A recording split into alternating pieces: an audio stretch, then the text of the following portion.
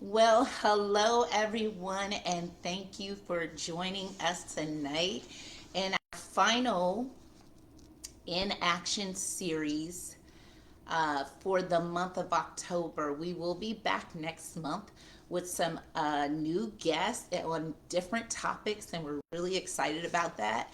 We're still nailing down the dates and our guests for next month, but please be on the lookout over the next week for the promotional information on those dates and times.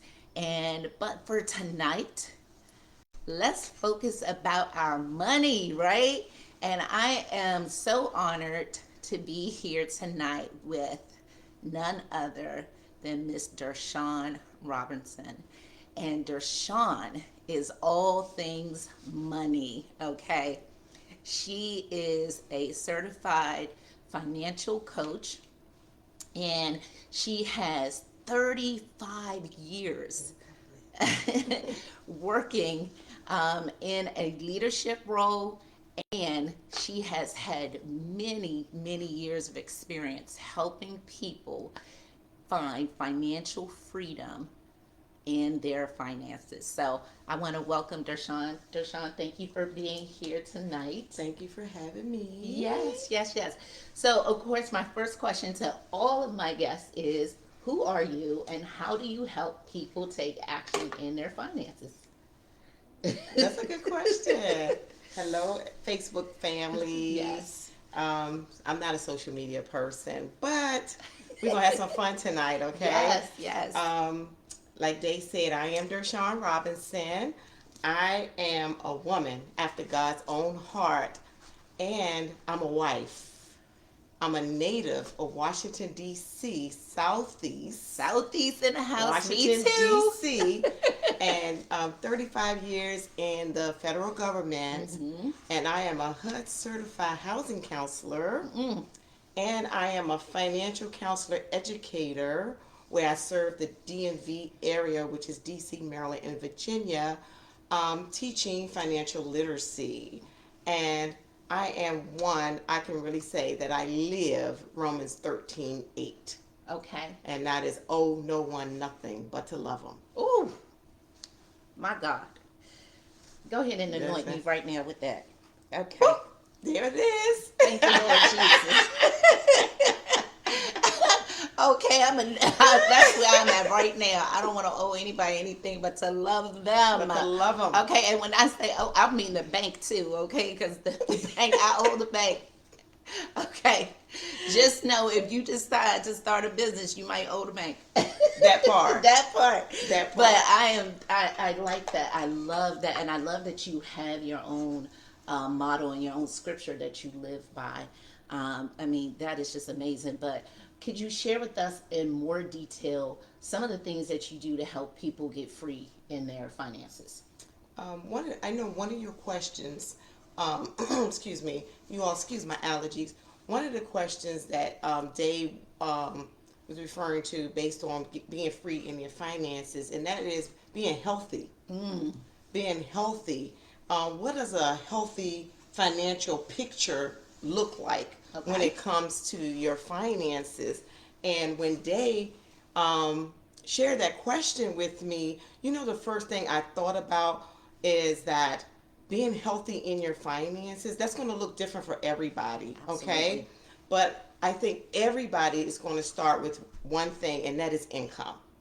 Okay. That's one of the areas where you can focus on being healthy in your finances or getting a financial picture is your income, and having steady income or increase it as the need arise if you're able to make more money. Because one of the things with finances is that when you're trying to increase your finances or you want to have a steady income, then you know how to make your money behave. I always tell I people, like that. if you have the resources, you have to make your money behave to do what it do because you're in control of it. One, by creating a spend plan, that's Okay. one, Mm, and it allows you to know what you're working with, okay. and listing all of your expenses and all of your income resources, because a lot of times we think, Our only income resource is our 9 to 5 job.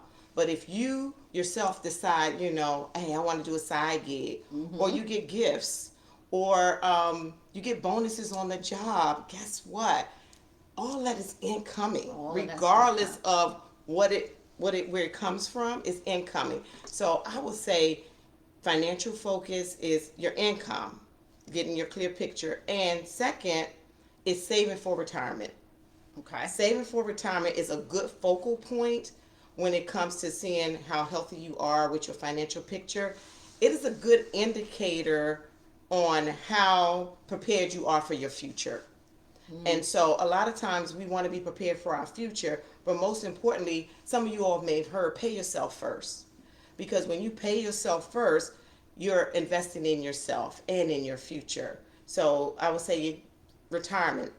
The third, I would probably say, is credit. Okay. I would say credit. And I teach about 6 or 7 ways or healthy ways to assess your finances, but we're only talking about 3 right now. Okay. And so I would say credit, monitor your credit, Mm-hmm. monitor your usage, and maintain a reasonable credit score. Just like you go to the doctor, right? You go to the doctor, and the doctor want to share your health results. And what do you want out of that?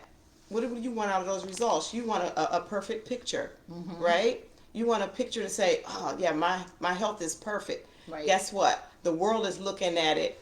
Lenders are looking at it like, hey, how are you managing your credit? Are you managing your money properly? And so they're looking at it as saying, okay, um, are you good with your credit? So credit worthiness, So I want to go back to the first one you said was income. income, Mm-hmm. and you said a lot of people just focus on their 9 to 5, Mm-hmm. and uh, most people don't realize that for most people to get ahead to where they really want to be, Mm-hmm.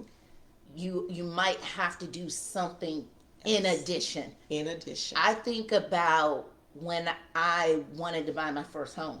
Mm-hmm. I was working 3 jobs, 7 days a week, right? And my family is, I have this one great aunt, God bless her, she's still alive. And she would say, "Girl, how many jobs you got today?" And I was like, I know I got 3 jobs. And I literally, for 3 years, worked 3 jobs. But I was young. I was 24. I bought my first Mm-hmm. house at 25. So I was Mm-hmm. like 22, 23, 24. I didn't have any kids. And Mm-hmm. honestly, if I had any extra time on my hands, I probably was going to be doing something stupid.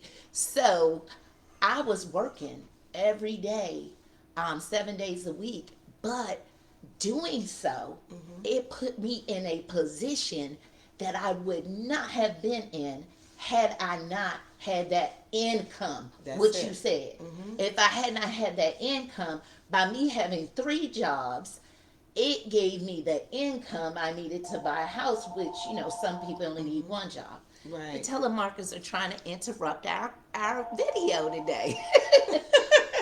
But I want to encourage people, like you Mm-hmm. said, whatever you can do to increase your income, do that. So there's multiple things. You said a side hustle. Mm-hmm. You A said a side side hustle, hustle, investments. investments. You get gifts, your salary, and a lot of times with that 9 to 5, that's just a starting point. Mm-hmm. That is to get you to where you want to be. Now, one of the things, I'm reading this Action Taker book by Daye. This one right here. Let me tell I you, did not tell her to do this, on y'all. page 2, and since we're on income, on page 2, it says the concept of multiple streams of income, That's right. businesses, and passion is a command of God. It is. So when I'm talking about income, I'm even talking about building those streams of income. It is. Okay, you may have your 9 to 5, but you may say, you know what, I need streams of income. Streams of income can be retirement, a retirement plan. Mm-hmm. Streams of income can be property or Mm-hmm. investments and things of that Absolutely. nature. And guess what? Read the book. It's a command It from is. God It is. to It have is. streams of income. And I would say start with 7. my favorite number. Okay. The number of completion. That's right. And you'll complete your financial health. You have 7 forms of income. That part. You probably won't owe no man anything if you have 7 forms of income coming in.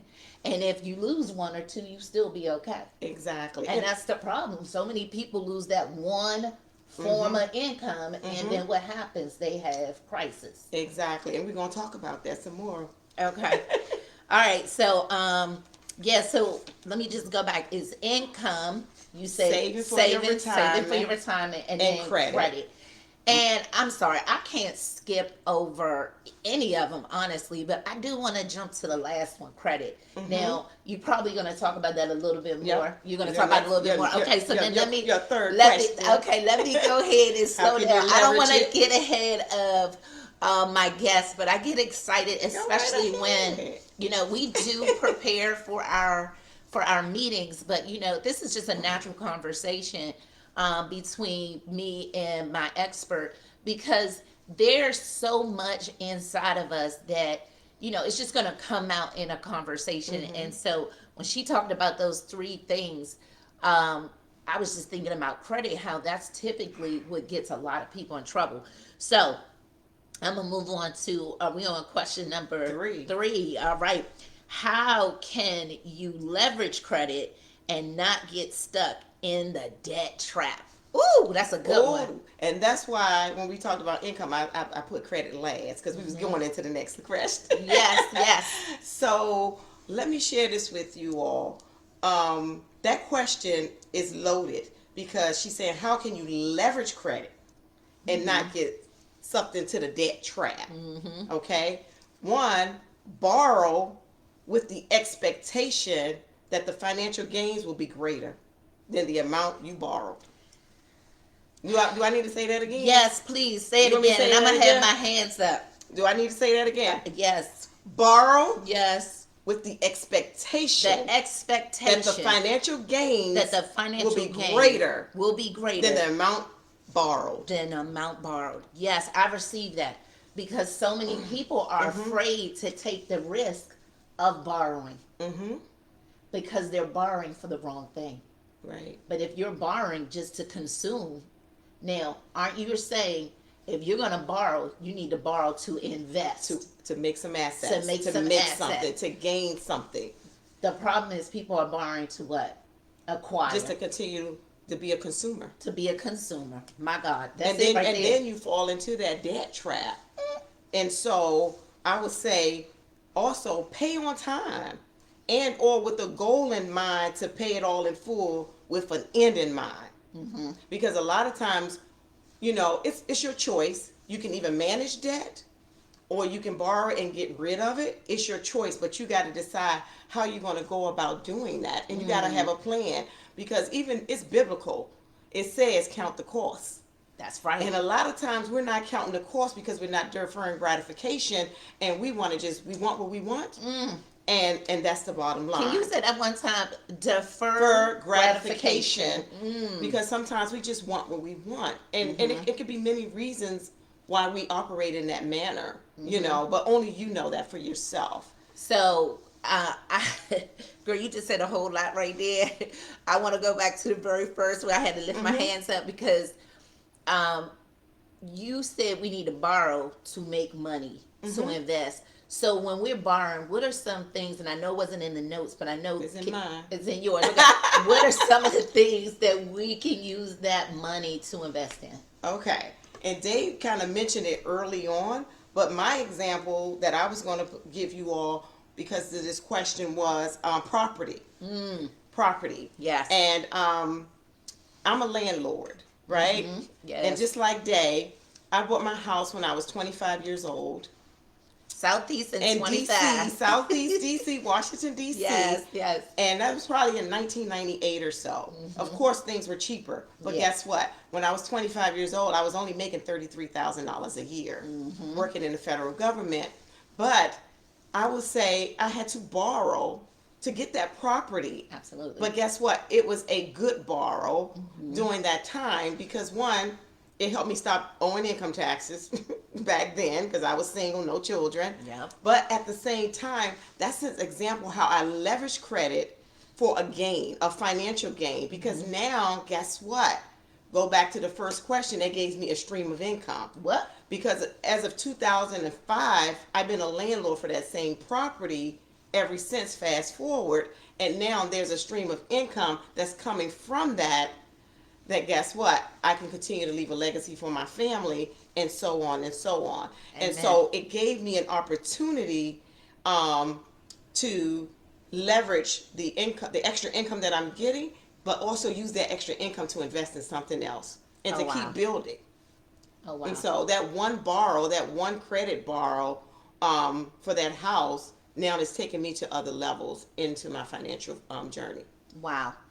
That is amazing. And one of the things, I mean, everything you said, I was like, wow, because we never really talked about that, that you bought your house at 25. Yep. I didn't know that we both did the same thing. We both bought a house in Southeast, where we're DC. from, and we both still have our home. I still Yeah. have my home in Southeast as well. And one of the things that having that home has done for me is I leveraged that one home to buy multiple homes. Exactly. I took money out of that home a couple years after I bought it and bought another home. Same here. Right. Or And two. so, right, exactly. And so how taking that one, being positioned to be able to take out that first loan opened up the opportunity for you to increase your income through multiple streams, because now you're a landlord. Because the moment, for me, just like you, the moment I moved out of that home and bought my next home, I became a landlord, and I've been thus far. So all these years, I've been getting income from there. So when you position yourself correctly to be able to get credit and leverage it, then you also position yourself to gain assets and income. And not only that, access and income, opportunities. Woo! Opportunities. And I know we're going to talk about it some more, because I have this favorite quote, and I'll share it later. But opportunities, good credit allows for favorable opportunities, but it also allows for good interest rates as well. Talk about them interest rates, because the interest rates can be very, very high, especially for people who trying to buy new cars, new homes, and things of that nature. Your credit score is a factor that they're looking into to say, you know what, determine what your interest rate is going to be in the first place. Yes, interest rates may be high, they're slightly trying to go down, but at the same time, your credit score is going to dictate what they're going to allow you, and you can afford. Right. So even though right now interest rates are high, there's still a low high. Exactly. Meaning, if interest rates are running around 6 to 11%, if you have a good credit score, you'll get the 6 instead of the 11. Exactly. And so that's why you want to position yourself to be able to take that opportunity. I know when the interest rates were at 3 or 2, it was about 2% to 3.75%. Exactly. Because I jumped right on it. Me too. I jumped right on it. Me too. Yes, I said, did. Oh my goodness, you could get. I got 3.75. Oh my goodness, for a rental property. Yes, me too. That part. Right, because when you have other assets, that does change the interest rate. But so leveraging your credit will put you in position to get the best outcome for your investment with your money. Exactly. Oh and one of the things that question was so loaded is because when she talked about leveraging credit to not get stuck into the debt trap. Right. Let me share with you all a quote. My favorite quote. Some of you all may have seen it if you follow me on Instagram. Is that debt keeps you paying for your past, so that you never get to invest in your future. My God. Author is unknown for that quote. And like in Daye book on page 2, here we go. In the book, the question is, will you be ready for your next opportunity? Oh. Or is the debt causing you to be trapped where you can't touch or be a part of that opportunity? So I'm telling you. When you just said debt, Repeat Debt that keeps again. you paying Debt keeps you paying for your past past. so that you never get to invest in your future. Author unknown Let me tell you for that something. quote. Amen. I don't know how many times I have told myself, and listen, I'm so called good with money. But I have had situations where I'll look at a card, I've used the card, and I'm like, I ain't paid this card off yet. I don't even know what I used this card for. And I look at it and I'm like, what did I do to put myself in a position that I'm still paying Right. on this thing? I don't even know where it is. And you had said something before, and it made me think about what I tell my son. I said, don't eat your check. Mm, You know, that's we good. get our income, and the moment it comes in, we eat it up. Whether we eat it up with food Mm-hmm. or we eat it up with buying things, like you said, being And consumer. being a And consumer. then once we finish eating up the income we brought in, then we start to eat up the credit we got. Mm-hmm. And then next thing you know, we're paying for our past instead of investing in our future. Oh my That goodness. part. Woo, that was Say powerful. that part. That was what you That's I never heard that quote, and it's really powerful because I'm telling you, it hits home for me as well. I love Wow. it. I Yes. love it. Thanks for sharing, Daye. No, thank you. You brought the quote. I love quotes. So you all gonna hear some more. So get your pen and paper. All right. So, number 4, what is the suggested amount of savings we should strive to have if you have little to no savings? So, like, if you have little to no savings, what should you be trying to save? Like your first goal, I guess, is the question I was trying to ask. Oh, okay. Well, let me share this quote with you all from Denzel Washington, one of my favorite actors. And I share this quote when I'm teaching. Denzel Washington stated that it's not how much you have, it's what you do with what you have.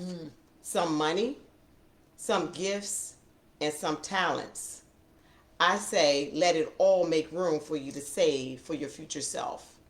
Because a lot of times we think we have little and we don't have anything that we can save. It's what you do have, save something. And so I will say if you're a beginner and you're just trying to save a little something, I would say save at least $1,000. Okay. Okay? And that may be nothing to a lot of people, but that's approximately $84 a month for Okay. 12 months. For 12 Will give you months. about $1,000, right? I have this cheat sheet, this savings goal cheat sheet that I teach when I'm teaching savings, so it can make it realistic for people. And so I always do this. Like, I'm a part of a credit union, right?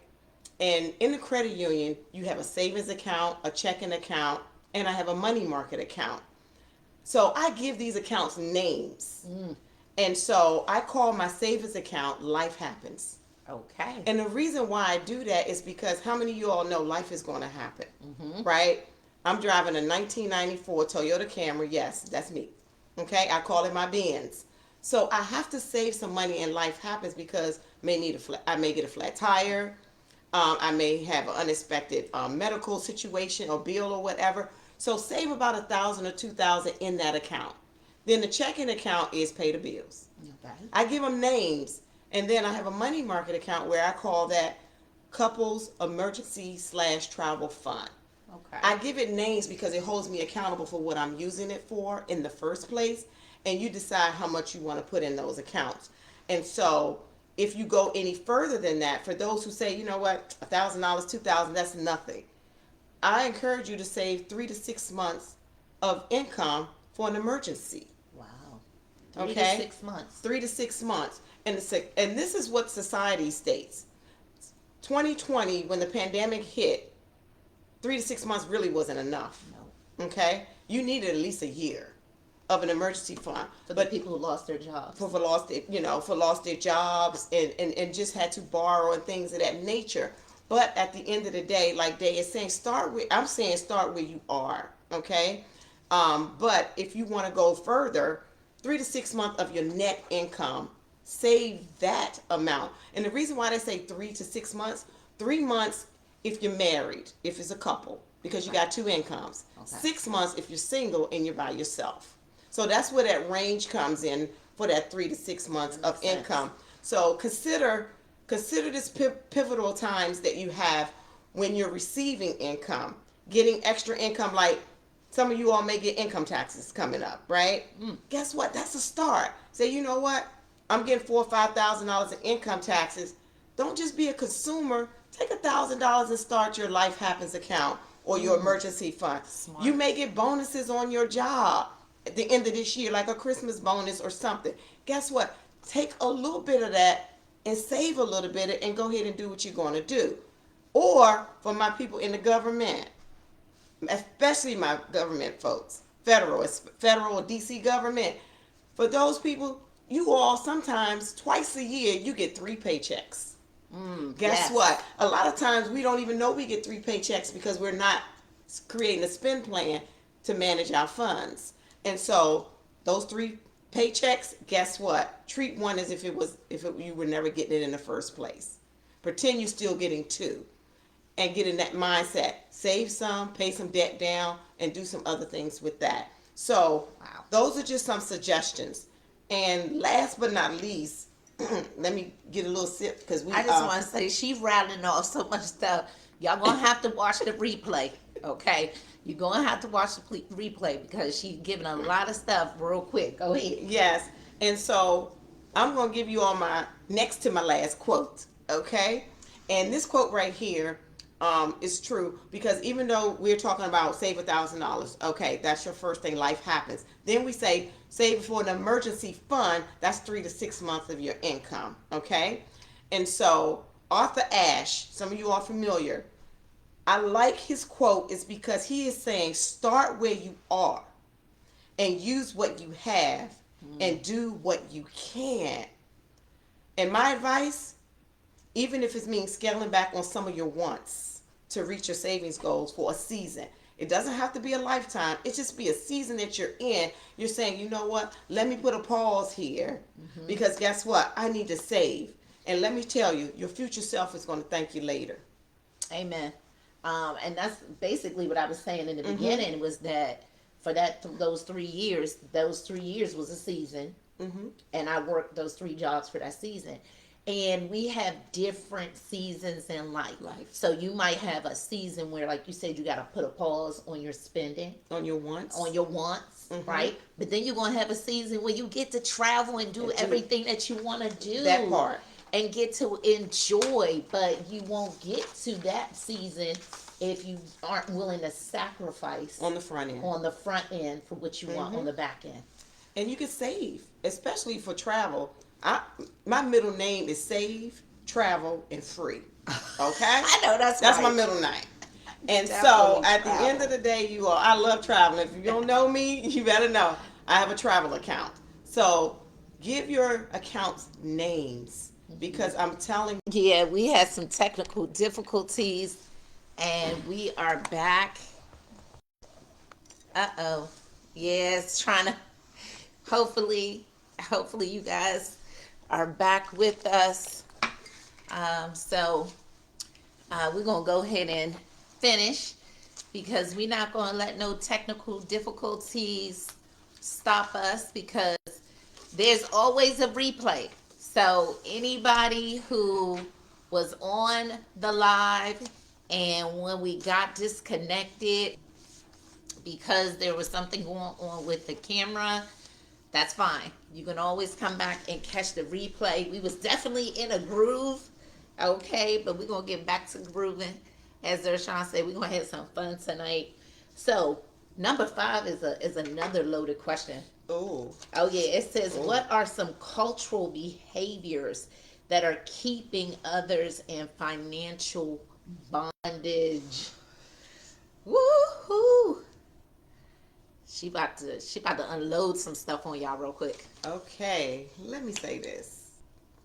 I was just coming over here today to do this with Daye. Yes. And someone said on the radio, so I'm going to lead with this. Okay. And that is living above our means. That part. Living above our means is a culture behavior. Yes, it is. As well. But based on the question and my actual response, you all heard of Keeping Up with the Joneses? Sometimes you all, it can put us in financial bondage trying to keep up with the Joneses, and a lot of times we don't even know who they are, but we're trying to keep up.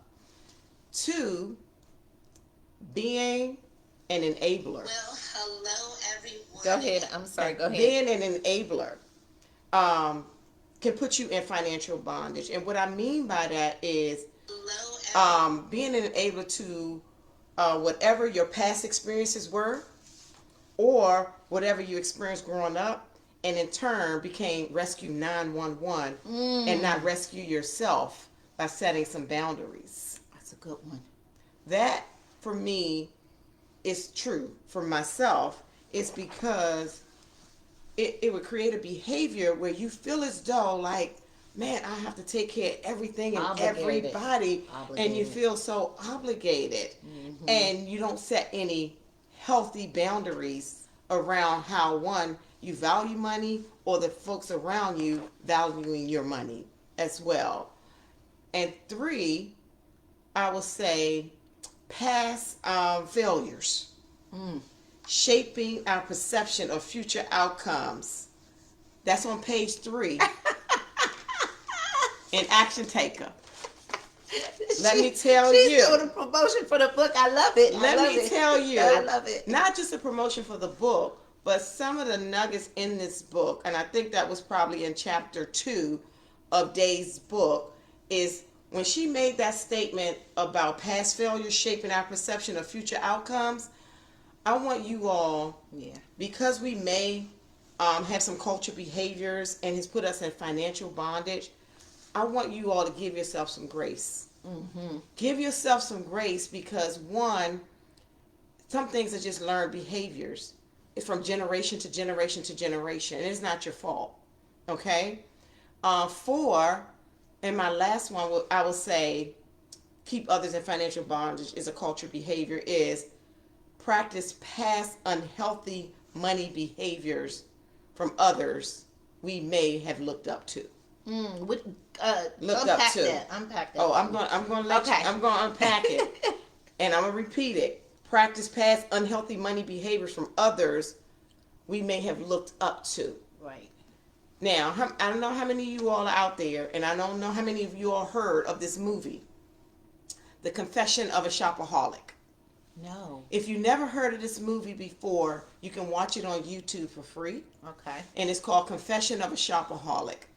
And the intro, even the trailer, will prick your heart because it was a cultural behavior that was taught for that young lady. She was 7 years old, and she was in the store with her mom. And her mom pulled out her credit card and was buying her anything that she wanted. And when she swiped the credit card, the parent swiped the credit card, the 7-year-old child said, "Oh, she has a magic card." And when she saw that, that was her first experience with money and credit, was that credit card was magic. And as an adult, it created a culture behavior of financial bondage for that adult. And when I shared with you all, watch that movie, she became an adult. She had so many credit cards and so much debt and so much stuff to go along with it.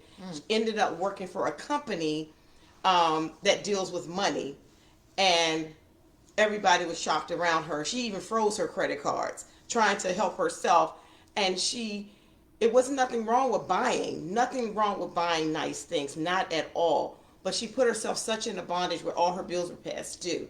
And so the Confession of a Shopaholic, you all, is an example of an experience that young lady experienced with money at an early age, and she thought the credit card was a magic card. We call them MasterCard, American Express, things of that nature. But in that situation, she said, magic card. Yeah. And she thought to herself, when she became that adult, I can buy what I want. And now it created a behavior and financial bondage. One of the things that a financial guru stated, he said, finances is 80% behavior and 20% education. Wow. How are you going to behave? I always say you got to make your money behave. If you have the resources, I'm very sensitive to people who may not have it. Right. But if you have the resources, make your money behave and be a good steward over what you was entrusted with. And when you said, and everything you said was just very powerful, especially how young people, children, um, Start. their first impression of money and credit and how it just impacts their future self is just mind blowing. But I thought about too when you said people you looked up to.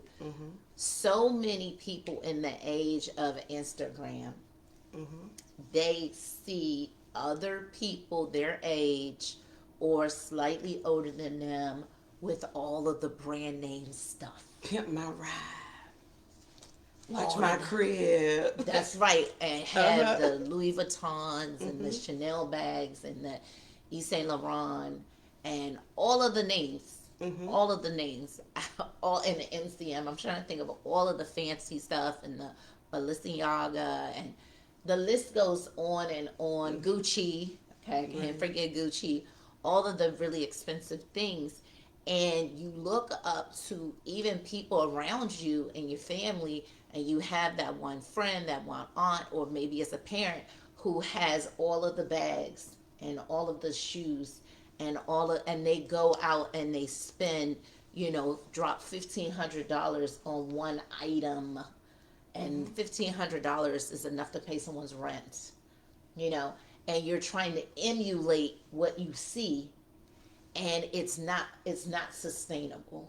Right. And that's what you're saying. Right. And you put yourself in a financial bondage because it's like when you're looking at how someone else behaved, especially if they behaved in a bad way when it came to finances, and you're looking at that, you're saying you don't know how they got what they got.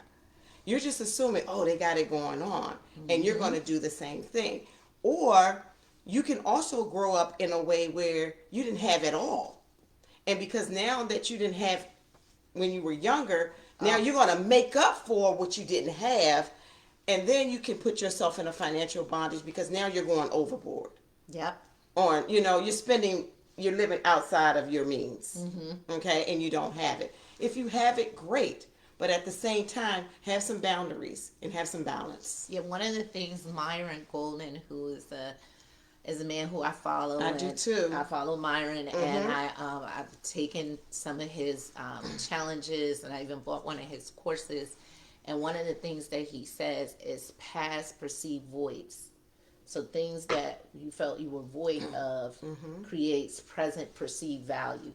So now something like you said that you didn't have when you were growing up, now that you've grown up and you have a little money, now you want to go back, as DurShawn said, and get all the things that you did not have when you were younger, because that was a void, and you feel like you can fill it now that you're older. And unfortunately, it really doesn't work that way.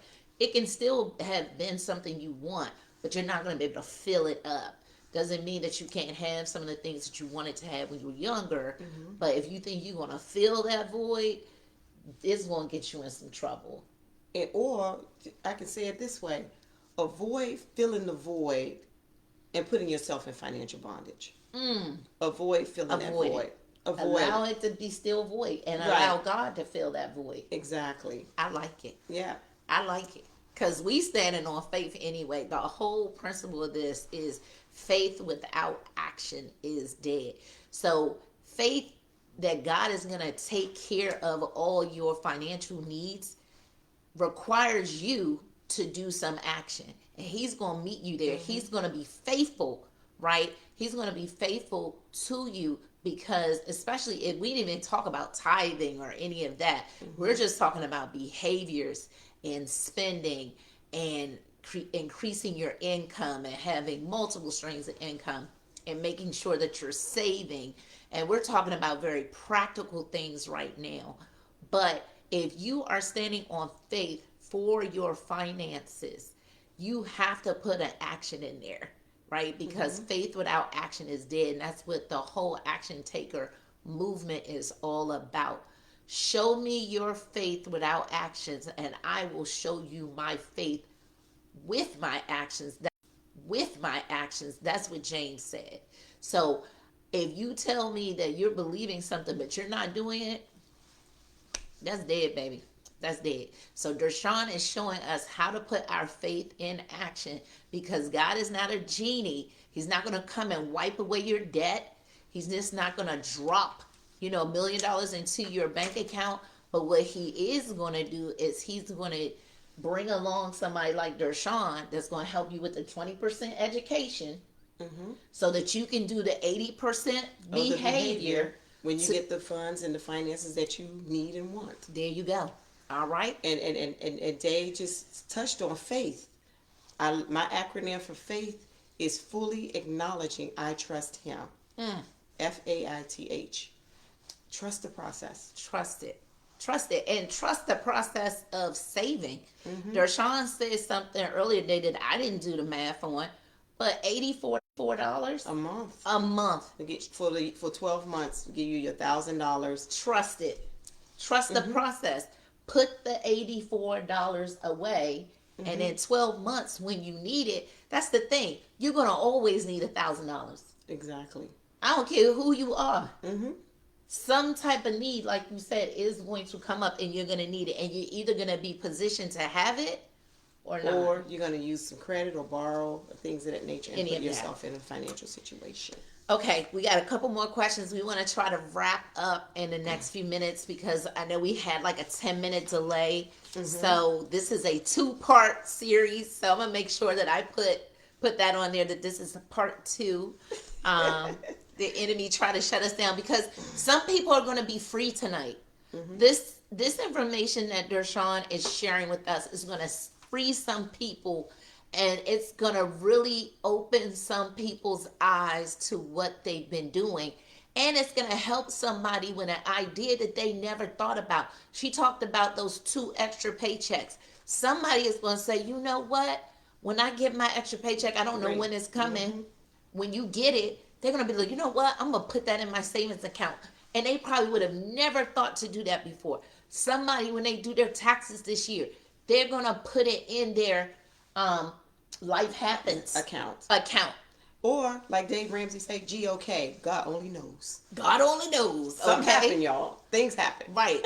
Exactly. Nothing catches God by surprise. Not Things at be all. catching us by surprise, because we the ones that don't know what's happening in the future. So, okay. All right. So let's go down to 6. What advice do you have for those that are afraid to start over or to downsize? Now, that's the loaded one. That's the loaded question. And let me tell y'all something. I purposely put that in there because I know that DurShawn can speak to this, like fully speak to this question.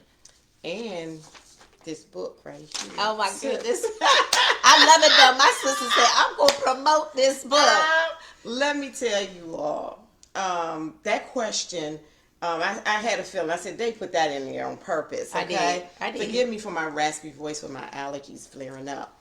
But I'm going to start off with this. What advice would I give you all to start over? If you're afraid to start over or downsize, first, get God involved. Okay? Trusted friends and trusted advisors to help you navigate that fear. Because the fear is valid, it's real, but you need to share what those fears are so they can help you navigate through that, and trust the process. And out of that, the decision that you decide to make because of that fear, trust that and push past it. I know it's easy said than done, because I know for myself, one thing in Daye's book, you all, Action Taker. She makes me giggle every time. On page 3, let me share this with you all. It says, sometimes we make things bigger and scarier than they need to be. And we sit in the waiting room of anxiety. Okay? And so the scripture that came to mind when I read that was Ecclesiastic 11:4. This is the TLB version. It says, "Don't wait on perfect conditions to get things started."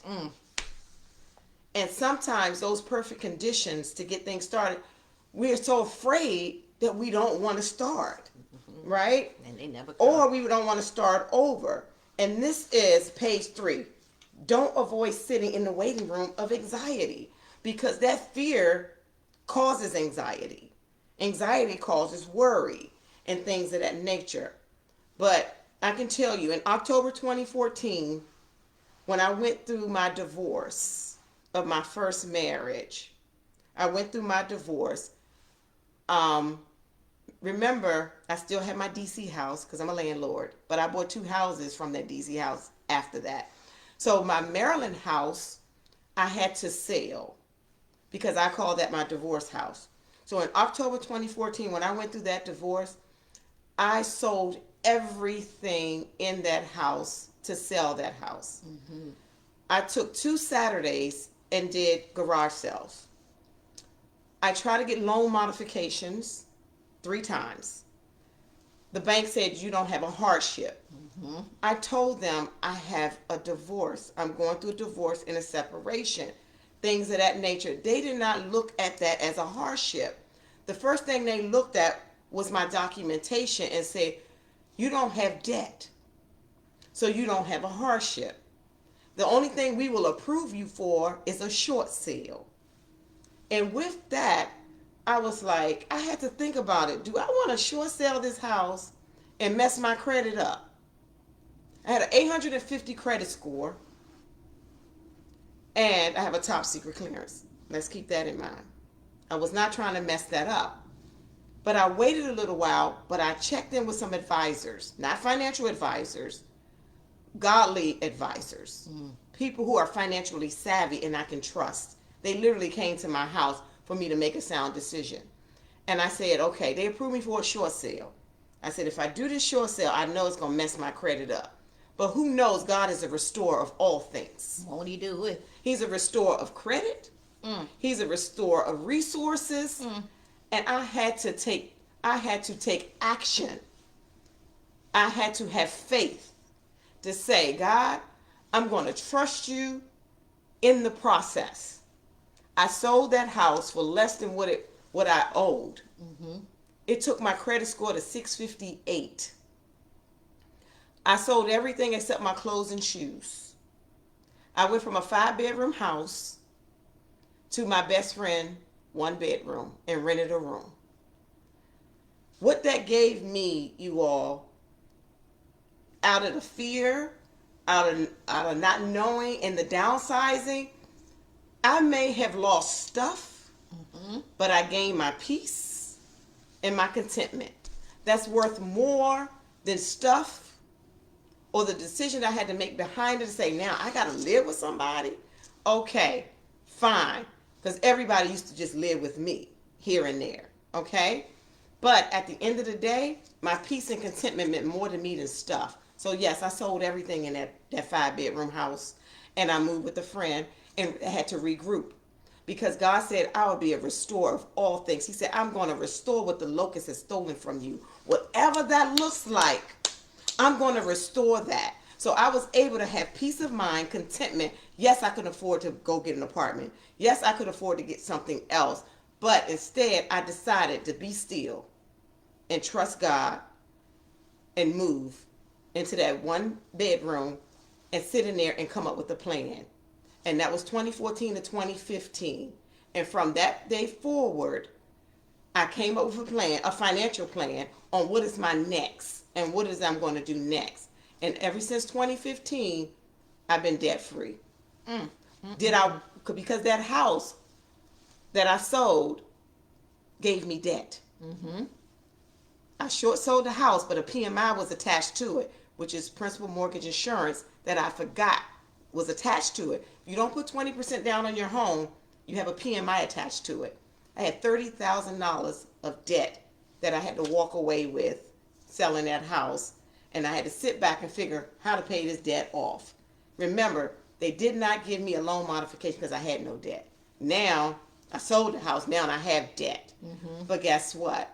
I got rid of that debt in less than a year Wow. as well. Because the favor of God, I literally sat in that room and journaled and said, God, I hate debt. Cut this stuff in half. Do something with this debt. And I wanted to give him a lot of money every month to pay this debt down. But I consulted my youngest best friend, and I said I want to give him a couple $1,000s and knock this debt off. Now, mind you, they only wanted $125 a month with no interest on a $30,000 debt. My friend said, keep paying $125, no interest. She said, in a year, we're going to negotiate 50 cents on a dollar. You all, that never happened. The prayers came before me having to do that. What happened? Because I prayed and said, God, cut this in half. In 9 months, they sent me a letter saying, we want to cut your bill 54% and settle. And I was like, what? And I was like, 54% in 9 months.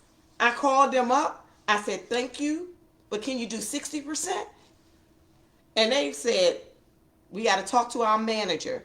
They called me 2 days later and said, we're going to knock 60% off. I wrote them a check for $10,000 and I've been debt free ever since. Oh my Why? goodness. Because I was going to give them $2,000 a month. Instead of me giving them $2,000, I only gave them $125, and I put the difference of that money in a compound interest daily money market account and not be a consumer, because I was waiting on my opportunity that I prayed for. I waited on the opportunity that I prayed for to say, God, cut this in half.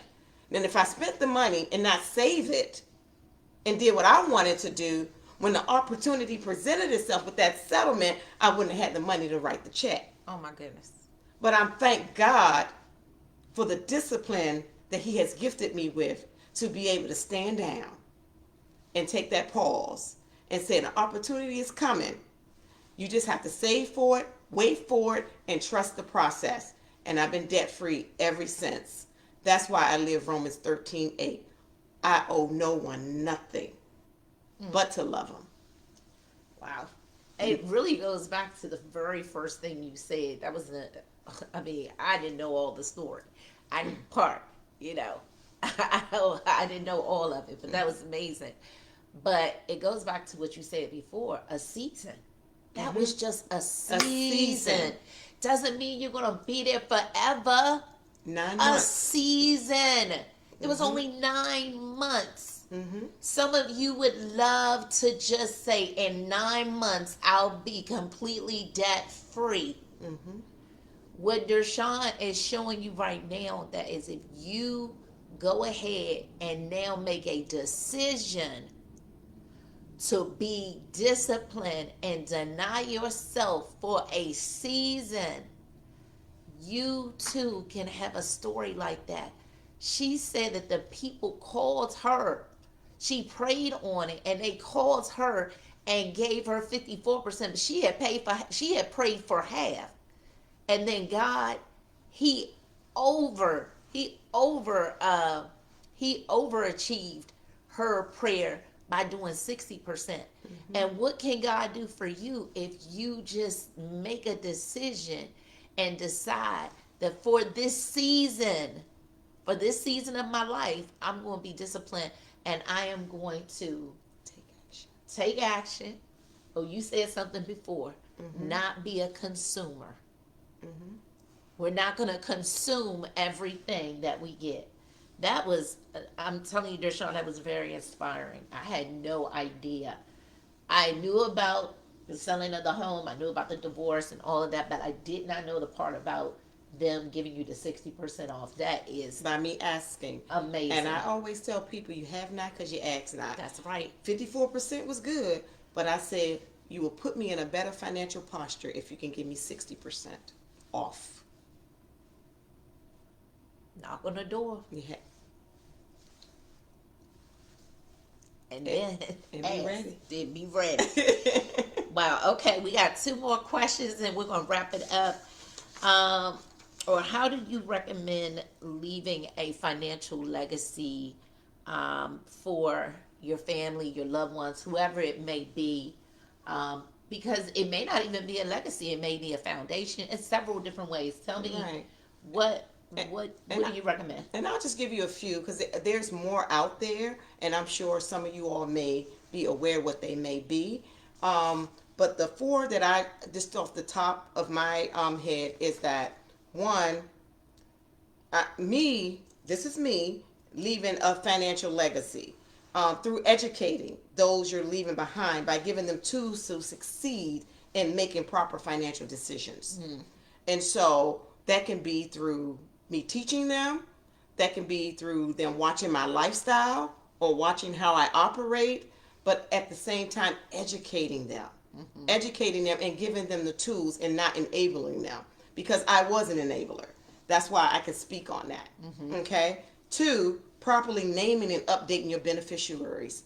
A lot of times, we forget that one, we may have gotten into a new marriage, or we may have not, or somebody may have passed away, or things of that nature, and we forget to update our beneficiaries. I had coworkers who passed away and did not update their beneficiaries, so the ex got the stuff and not the current wife. Ooh. Or the current spouse or the husband. And so update your beneficiaries.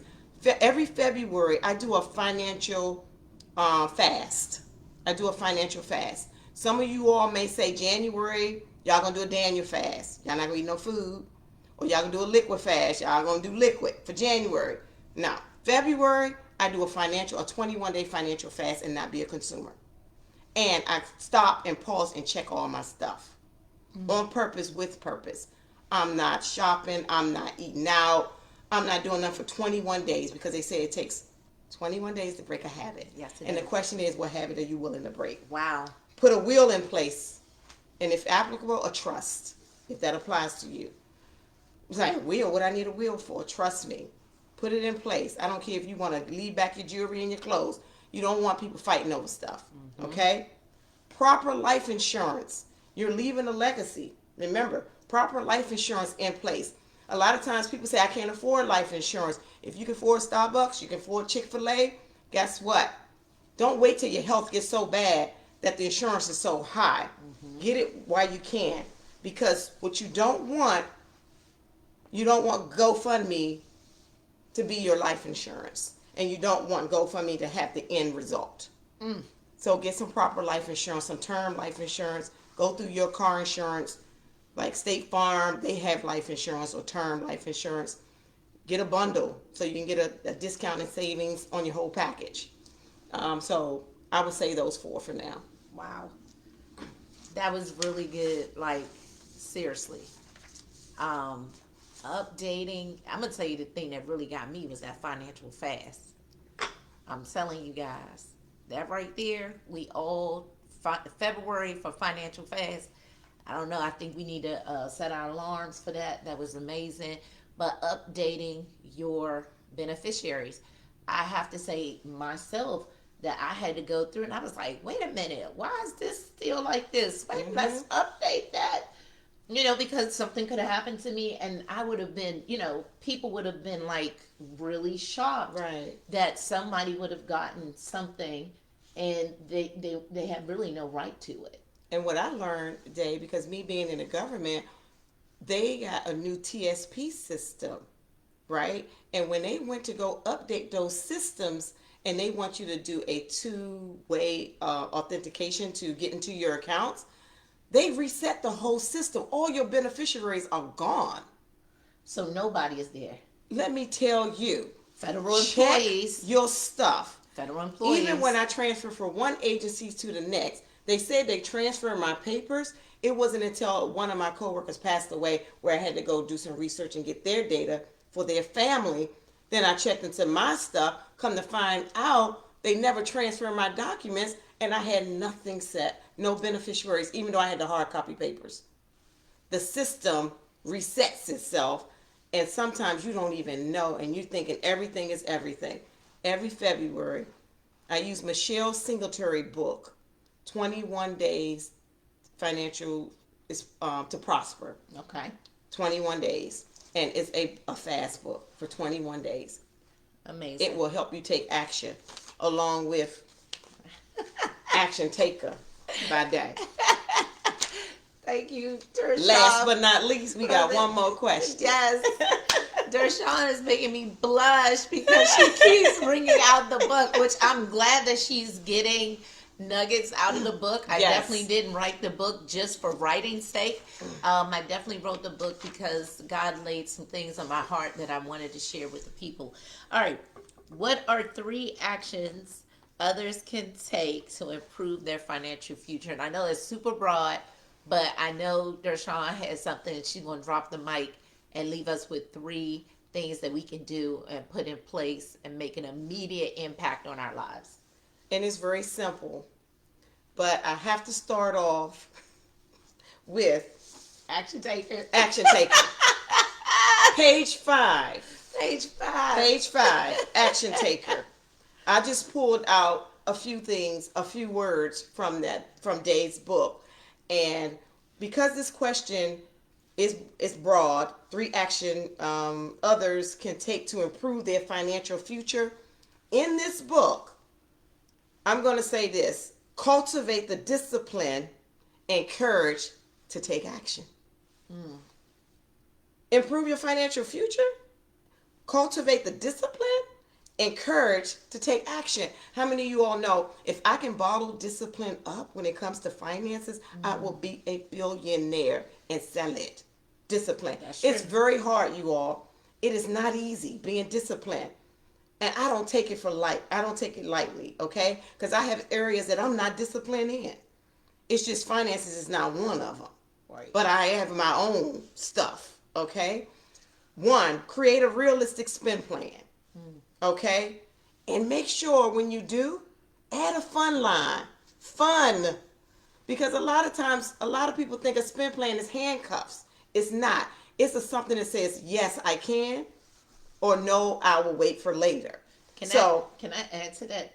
Sure. Myron says freedom is only within boundaries. So what you just said, having a spend line means I can have fun with this amount of money. Exactly. And there's nothing wrong. I have a Excel spreadsheet that I create for a spend plan. I do my budget for the year. Okay? And so my budget is already done. So when I'm sitting down, while y'all not eating in January or liquid fasting, I'm doing my budget for the year, right? Preparing for my 21-day financial fast. And so be realistic with a spend plan and treat it like a GPS. Because just like a GPS, I don't know about you, I'm directionally challenged. Because I'm going to put it in to get home from here. I'm going to put my GPS on to get home. Treat your spend plan like a GPS. All it is giving you guidance on where your money is going. It's giving you an ETA, just like a GPS, estimated arrival. Where are you going with it? What you going to do with it? And what are your goals that you're going to set? And what time frame are you going to get there? Treat your spend plan like that. Create a realistic saving goals and automate it and forget it. You hear me? Sometimes we want to save in areas or places where we can easily grab at it. Try some offline stuff. Like I love Ally, ALLY, not to say I'm endorsing them or anything like that. But offline accounts so you won't grab at it. Lock it in some CDs, certificate deposits. Lock it in so you won't grab at it so quickly, but set realistic goals, saving goals. Strive for home ownership.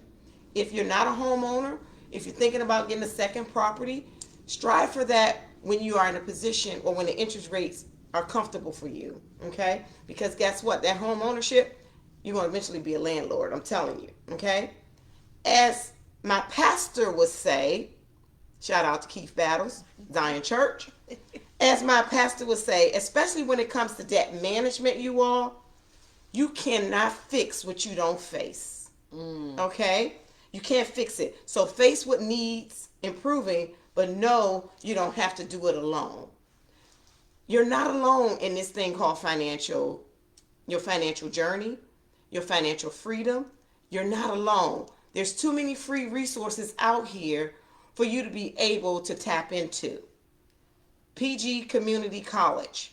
For all my DC and PG County folks, they have free small business coaching. They have free financial coaching. and they have free financial workshops every month. Okay, so look up PGCC Financial Empowerment. Okay, Howard County residents, Howard County residents at Making Change. They have free financial coaching, free financial workshops, free home buying education. And guess what? 80% of their education is free virtually for anybody, virtually. Okay? So keep those things in mind. And I will be teaching a class come November 13th. I need to save some money. 10 strategies on how to save money through Howard County Making Change. Okay? So I'll just leave that with you all to say, one, get this book. Okay? She keeps making me laugh. Action taker. And no, cultivate the discipline and courage to take action in your finances. And if you all ever heard of Lisa Nichols, I love this lady. In my Lisa Nichols voice, don't leave this world without knowing that you were here. Make yourself present and make your finances a priority. Oh my goodness. Well, thank you, DurShawn. Now, I need to ask really quick. Are we able to put a link or information? I can put that in. Okay, very good. We're going to post that information in the community for those who want to take your class. Can they take your class? Oh yeah, they can take my class and they can get the free resources at PG College. We can provide that link. Okay. Yes, we're going to put that in there. Free financial coaching. So we're going to free put that in small there. Business coaching. Yes. DurShawn, thank you so much. I really appreciate you being here. And congratulations on being nominated for a presidential award. Could you tell us more about that? DurShawn is being honored this Sunday. She is receiving a presidential achievement award. And would you like to share a little bit more while we have a couple more minutes, guys? I just want to shout her out because she kept bringing up the book. So I just want to let you guys know that DurShawn has blessed so many people that she is being honored with a Presidential Achievement Award. Can you tell us a little bit about it? Yes, I have been nominated for a Presidential Lifetime Achievement Award that I will be receiving on Sunday in Alexandria, Virginia at a church there. And I am honored to know that someone saw me without me knowing and nominated me for this award and for serving the community for the many years that I've served, not just in finances, but as a missionary, as outreach coordinator. Also, I've been serving in the prison for over 7 years, teaching life skills, financial literacy, things of that nature. So I am just honored to know that, one, my work is not in vain, and two, that somebody saw me and when I didn't even see myself. Wow. And that's what I mean, guys. When I'm bringing people here, I want y'all to know I'm bringing the show nuffs, okay? DurShawn, thank you so much again. This has been really rich. I know you have blessed the people because you blessed me. I'm really going to look at that February as a February fast. I think I might have to get Miss Singletary's book or just do the fast with DurShawn. We all going to set our calendars and our alarms for February 1st to look at our finances. But again, thank you. This has been wonderful. And thank you, everyone who came back or everyone who's going to watch the replay.